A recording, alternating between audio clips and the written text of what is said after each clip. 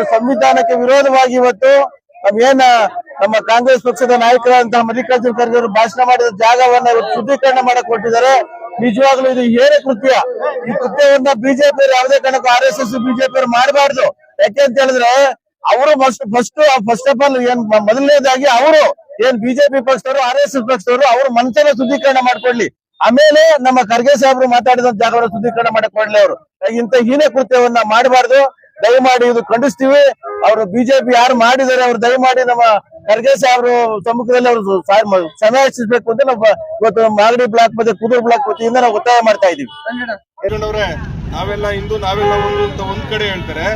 ಈ ಶೋಷಿತ ಸಮುದಾಯ 21ನೇ ಶತಮಾನಕ್ಕೆ ನಾವು ಬಂದರೂ ಸಹ ಈ ಇನ್ನ ಅಸ್ಪೃಶ್ಯತೆಯನ್ನ ಇನ್ನೂ ಆಚರಣೆಗೆ ಏನಾದ್ರೂ ಎಲ್ಲರಿಗೂ ಸಮಾನ ಗೌರವ ಸಮಾನ ಇದನ್ನ ಕೊಡ್ತಾ ಇದ್ರೆ ಅದು ಕಾಂಗ್ರೆಸ್ ಪಕ್ಷ ಮಾತ್ರ ಸಾಧ್ಯ.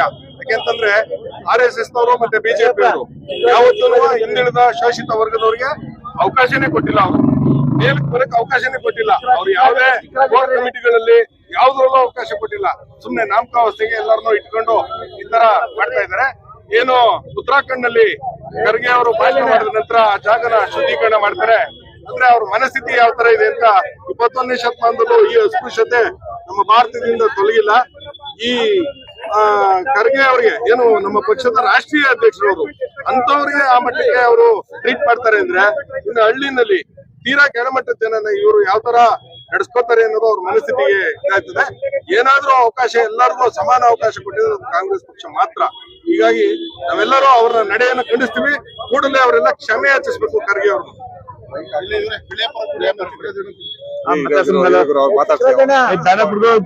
ಅದೇನ್ ವಿಚಾರ ಗೊತ್ತಿಲ್ಲ. ಏನಿವತ್ತು ರಾಷ್ಟ್ರ ಮಟ್ಟದಲ್ಲಿ ಮಲ್ಲಿಕಾರ್ಜುನ ಅವರು ಮಾತಾಡಿದಂತ ಮಾತಿನ ವಿರುದ್ಧವಾಗಿ ಶುಚೀಕರಣ ಮಾಡ್ತಾರೆ, ಅದು ಬಿಜೆಪಿಯವರಿಗೆ ಸಲ್ಲದಲ್ಲ. ಅದು ಬಿಜೆಪಿ ದಲಿತರ ವಿರೋಧಿ ಅನ್ನೋದಕ್ಕೆ ತೋರಿಸ್ಕೊಡ್ತಾ ಇದ್ದಾರೆ. ಇದು ದಲಿತರ ವಿರೋಧಿ ಬಿಜೆಪಿ. ಇವತ್ತು ಕಾಂಗ್ರೆಸ್ ಪಕ್ಷ ಸರ್ವ ಜನಾಂಗದ ಪಕ್ಷವಾಗಿದೆ. ಎಲ್ಲರಿಗೂ ಸಹ ಕಾಂಗ್ರೆಸ್ ಪಕ್ಷ ಎಲ್ಲ ಜಾತಿ ಜನಾಂಗದವರೆಗೂ ಸ್ಥಾನಮಾನವನ್ನು ಕೊಟ್ಟಿದೆ.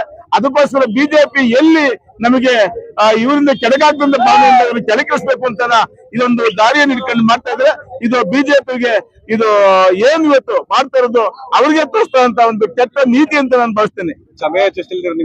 ಏನ್ ಇವತ್ತು ಬಿಜೆಪಿ ಅವರು ಈ ರೀತಿ ಮಾಡ್ತಾ ಇದ್ರೆ ಅದನ್ನು ಸಹ ಇವರು ಕ್ಷಮೆ ಹಚ್ಚಬೇಕು. ಕ್ಷಮೆಯಾಚನೆ ಮಾಡಲಿಲ್ಲ ಅಂದ್ರೆ ಅಲ್ಲಿವರೆಗೂ ನಮ್ಮ ಹೋರಾಟ ಇದ್ದೇ ಇರುತ್ತೆ ಅಂತ ನಾನು ಭಾವಿಸ್ತೇನೆ.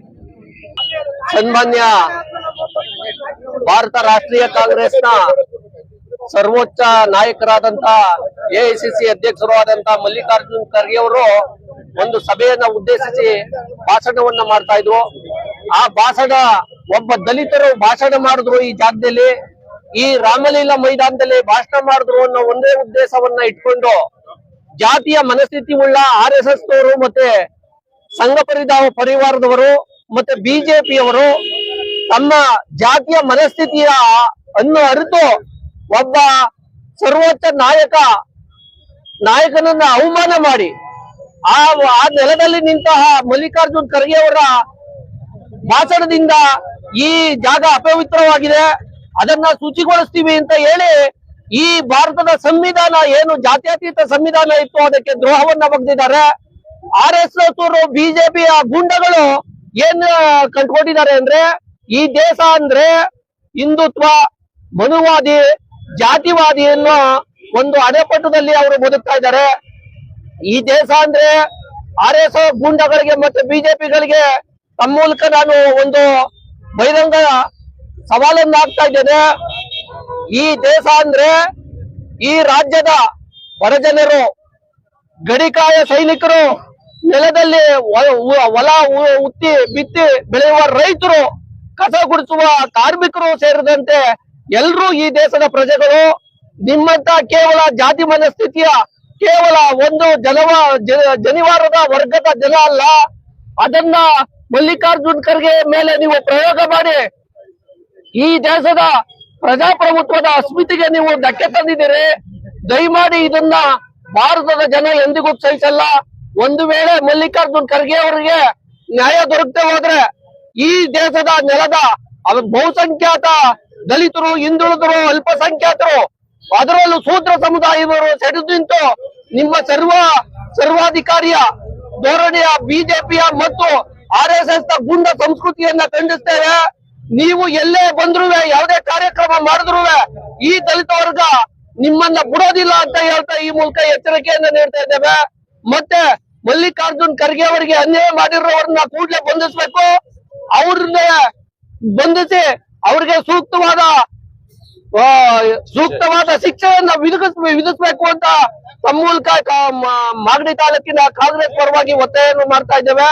ಇದೇ ಹಿಂಗೆ ಈ ದೇಶದ ಮನಸ್ಥಿತಿಯಲ್ಲಿ RSS ಬಿಜೆಪಿ ಮನಸ್ಥಿತಿ ಮುಂದುವರದೆ ಆದ್ರೆ ನಾವು ಮುಂದಿನ ದಿನಗಳಲ್ಲಿ RSS ವಿರುದ್ಧ ಮತ್ತು ಭಾರತೀಯ ಜನತಾ ಪಾರ್ಟಿಯ ವಿರುದ್ಧ ಬೃಹತ್ ಕಾರ್ಯಕ್ರಮವನ್ನ ಹಮ್ಮಿಕೊಳ್ತೀವಿ ಅಂತ ಈ ಮೂಲಕ ಎಚ್ಚರಿಕೆ ಮಾಡ್ತಾ ಇದ್ದೇವೆ.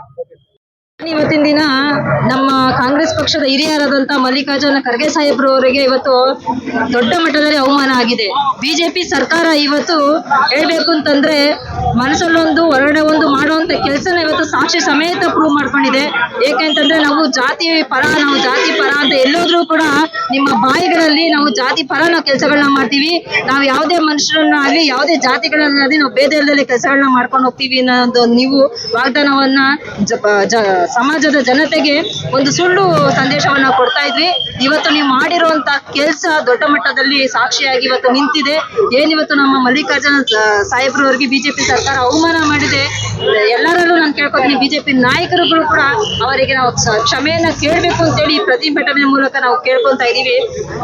ನಮ್ಮ ಸಂವಿಧಾನ ಅಂತಂದ ಅಂಬೇಡ್ಕರ್ ಅವರಿಗೂ ಇವತ್ತು ನೀವು ಅವಮಾನಗಳನ್ನ ಮಾಡಿದ್ದೀರಾ. ಯಾಕಂತಂದ್ರೆ ಒಬ್ಬ ಹಿರಿಯಾದ ವ್ಯಕ್ತಿ ಭಾಷಣ ಮಾಡಿದಂತ ಸ್ಥಳದಲ್ಲಿ ನೀವು ಇವತ್ತು ಹೋಮಗಳನ್ನ ಮಾಡಿಸಿ ಹವನಗಳನ್ನ ಮಾಡಿಸಿ ಅದಕ್ಕೆ ಪ್ರೋಕ್ಷಣೆಯನ್ನ ಮಾಡೋ ಮುಖಾಂತರ ಅವರು ದಲಿತರು, ಅವರು ಹಿಂದುಳಿದ ಜನದವರು ಅಂತ ಹೇಳಿ ನೀವು ಪ್ರತಿನಿಧಿಸಿ ಇವತ್ತು ಆ ಜಾತಿ ಭೇದವನ್ನ ನಿಮ್ಮ ಕಣ್ಣು ಮುಂದೆನೆ ಕೂಡ ನಾವು ಮಾಡ್ತಾ ಇದೀವಿ. ನಾವು ಯಾವತ್ತೂ ದಲಿತರ ಪರ ಸರ್ಕಾರ ನಾವು ನಡೆಸೋದಿಲ್ಲ ಅಂತ ಹೇಳಿ ನೀವೇ ಇವತ್ತು ಸಾಕ್ಷಿಯನ್ನ ನಮ್ಗೆ ತೋರಿಸ್ಕೊಂಡ್ಬಿಟ್ಟಿದ್ದೀರಾ. ಯಾವತ್ತೂ ಅಷ್ಟೇ ನಮ್ಮ ಕಾಂಗ್ರೆಸ್ ಪಕ್ಷ ಸರ್ಕಾರ ನಾವು ಜನ ವಿರೋಧಿಗಳಾಗೋದಿಲ್ಲ, ಜನ ಸ್ನೇಹಿ ಸರ್ಕಾರವನ್ನ ನಡೆಸ್ತಾ ಇದೀವಿ. ಎಲ್ಲಾ ಜಾತಿಯವರು ನಮ್ಮವರು ಒಂದು ಭಾವನೆಗಳ ಮುಖಾಂತರ ನಾವು ಸರ್ಕಾರವನ್ನ ಇವತ್ತು ನಡೆಸ್ಕೊಂತಾ ಇದೀವಿ. ಬಿಜೆಪಿ ಸರ್ಕಾರಕ್ಕೆ ನಮ್ಮ ಹೆಣ್ಮಕ್ಳ ಪರವಾಗಿ ಕೂಡ ಒಂದು ಧಿಕ್ಕಾರವನ್ನ ನಾವು ಕೂಗ್ತೇವೆ. ನಮ್ಮ ಇಡೀ ರಾಜ್ಯದಲ್ಲಿ ದಲಿತರಿಲ್ಲ ಅಂದ್ರೆ ನಾವು ಇರಕ್ಕೆ ಆಗ್ತಿರ್ಲಿಲ್ಲ ಸರ್. ಯಾಕೆಂದ್ರೆ ಅವ್ರು ಇರೋದ್ರಿಂದನೇ ಎಲ್ಲ ಇವತ್ತು ಸಮೃದ್ಧಿಯಾಗಿ ನಡೀತಾ ಇದೆ. ಇವತ್ತು ಏನಾದ್ರೂ ಬಂದು ನಮ್ಮ ಪಕ್ಕದಲ್ಲಿ ನಿಂತ್ಕೊಂಡು ಕಸ ಗುಡಿಸೋದಾಗಿರ್ಬೋದು, ಇನ್ನೊಂದಾಗಿರ್ಬೋದು, ಮತ್ತೊಂದಾಗಿರ್ಬೋದು, ಇಲ್ಲ ಅವ್ರಗಳಿಗೆ ಕೆಲಸ ಮಾಡ್ಕೊಡೋ ರೀತಿಯಲ್ಲಿ ನಮ್ಮ ಜನ ನಡ್ಕೊಂತ ಇದಾರೆ ಸರ್. ಅವರು ಮನುಷ್ಯ ಅಲ್ವಾ? ಅವ್ರ ಕೈಯಲ್ಲಿ ಹೊಡೆದ್ರು ರಕ್ತನೇ ಬರೋದು, ನಮ್ಮ ಕೈಯಲ್ಲಿ ಹೊಡೆದ್ರು ರಕ್ತನೇ ಸರ್ ಬರೋದು. ಎರಡೂ ರಕ್ತ ಕೆಂಪಾಗೆ ಇರುತ್ತೆ. ಅದನ್ನ ಅರ್ಥ ಮಾಡ್ಕೋಬೇಕು. ಇವತ್ತು ದಲಿತರು ಅಂತ ಹೇಳ್ತಿದ್ರಲ್ಲ, ದಲಿತರು ಮಾಡ್ತಿರೋಂತ ಒಳ್ಳೆ ಕೆಲಸನ ನಾವುಗಳು ಉತ್ತಮರಾದವ್ರು ಏನ್ ಮಾಡ್ತಿದೀವಿ? ನೀವು ಮಾಡ್ತಿರೋ ದಲಿತರ ವಿರೋಧಿ ಕೆಲಸ ಮಾಡ್ತಿದ್ದೀರಾ. ಅಪ್ಪಾಜಿ ಅಂಬೇಡ್ಕರ್ ಅವರಾಗಿರ್ಬೋದು, ವಿವೇಕಾನಂದ ಜಿ ಅವರಾಗಿರೋದು ಸೌಮ್ಯತೆಯಿಂದ ಎಲ್ಲರೂ ಒಂದಾಗಿ ಬಾಳಿ ಅಂತ ಹೇಳಿದ್ದಾರೆ. ನಾವು ಯಾರೇ ಆಗಿರ್ಬೋದು ಸರ್, ಯಾವ ಮನುಷ್ಯತ್ವ ಇರೋರು ಎಲ್ಲ ನಾವು ಅಣ್ಣ ತಮ್ಮಂದಿರು ಅಕ್ಕ ತಂಗಿದಿರು ಅಂತ ಹೋದಾಗ ದೇವರು ಎಲ್ಲೋ ಒಂದ್ ಕಡೆ ಒಳ್ಳೆತನ ಕೊಡ್ತಾನೆ ಸರ್. ಆದ್ರೆ ಇವತ್ತು ಮಲ್ಲಿಕಾರ್ಜುನ್ ಅಂತ ದೊಡ್ಡ ಒಂದು ಮಟ್ಟದ ವ್ಯಕ್ತಿನ ನೀವು ಅವಮಾನ ಮಾಡಿದ್ದೀರಾ. ಆ ಅವಮಾನಕ್ಕೆ ನಮ್ಮ ಕಡೆಯಿಂದ ಎಲ್ಲ ಸಾಮೂಹಿಕವಾಗಿ ಸರ್, ಎಲ್ಲ ಕಾಂಗ್ರೆಸ್ ರಾಜ್ಯದಲ್ಲಿ ಸಾಮೂಹಿಕವಾಗಿ ಧಿಕ್ಕಾರ ಹೋಗ್ತೀವಿ ಸರ್. ಅವ್ರಿಗೆ ಒಂದು ಧಿಕ್ಕಾರ ಇರಲಿ. ಯಾಕೆಂದ್ರೆ ನಾನು ಸುಮಾರು ಬಿಜೆಪಿ ಸರ್ಕಾರಕ್ಕೆ ಹೇಳ್ಬೇಕು ಅಂದ್ರೆ, ಯಾಕೆಂದ್ರೆ ನಾನು ಅಲ್ಲೇ ಇದ್ದ 20 ವರ್ಷ ಬಂದಿದ್ದವಳು ಸರ್. ಅದು ಏನ್ ಮಾಡ್ತಾರೆ ಅನ್ನೋದು ನನಗೆ ಗೊತ್ತು. ಇವತ್ತು ನಾನು ಈ ಜಾಗದಲ್ಲಿ ಇದ್ದೀನಿ. ಇವತ್ತು ಯಾವುದೋ ಒಂದು ಉತ್ತಮ ಮಟ್ಟಕ್ಕೆ ನಾನು ಹೋಗ್ತಾ ಇದ್ದೆ ಅಂತ ಹೇಳ್ತೀನಿ.